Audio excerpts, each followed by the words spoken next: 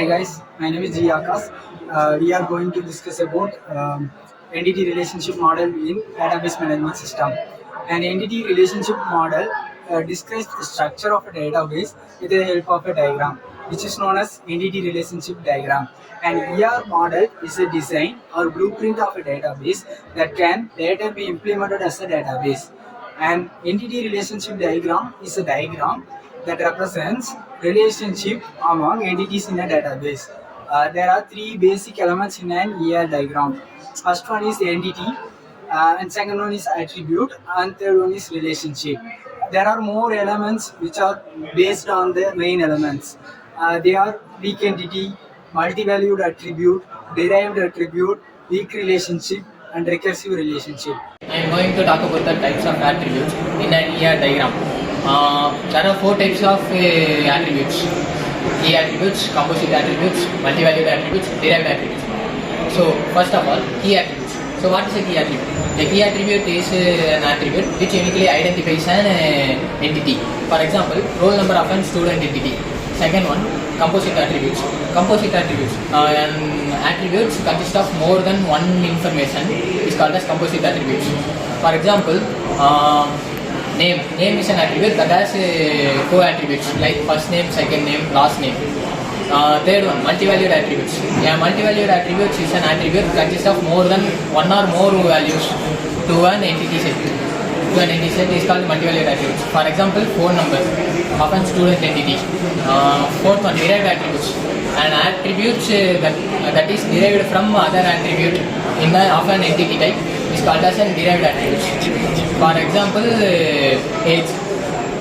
What's entity? Entity is an object and it's a physical existence, particular person's car, house or employees. It's maybe object, conceptual existence, university course, jobs, company, and it's have two types. It's strong entity, weak entity. Strong entity means its type of entity is key attributes, and a strong entity does not dependent on the identities of key attributes. And a weak entity means weak entity is a type of entity. This identifies the unique with the entity sets. It's an example for a company as a information store dependent on the information. Parents, children, spouse of the employees. Today I am going to discuss on the topic cardinality. Cardinality is the topic of it discusses about the relationship of entity in a set with other entities in another entity sets. There are four types of cardinalities. First one is one-to-one, second one is one-to-many, third one is many-to-one, and fourth one is many-to-many. For example, if you consider, we shall consider the first one, one-to-one. When each entity in an entity set has only one relationship with each entity in another entity set, the type of relationship can be said as one-to-one.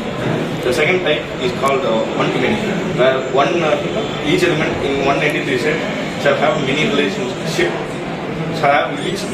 many relationship with many elements in another entity set.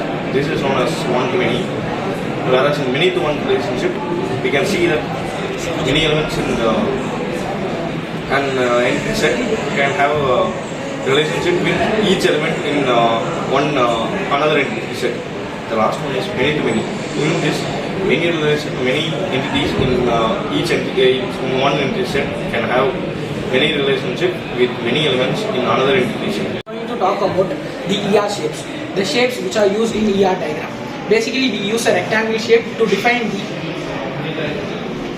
the entity, and we use a double rectangle to define a weak entity, whereas we use a diamond shape to represent the relation between two entities, and we use an ellipse symbol to represent the attributes. We use a dotted ellipse symbol to represent the derived attributes, and we use a double ellipse symbols to represent the multi-valued attributes, and we use a line symbol to define the connections between two relations or an attributes.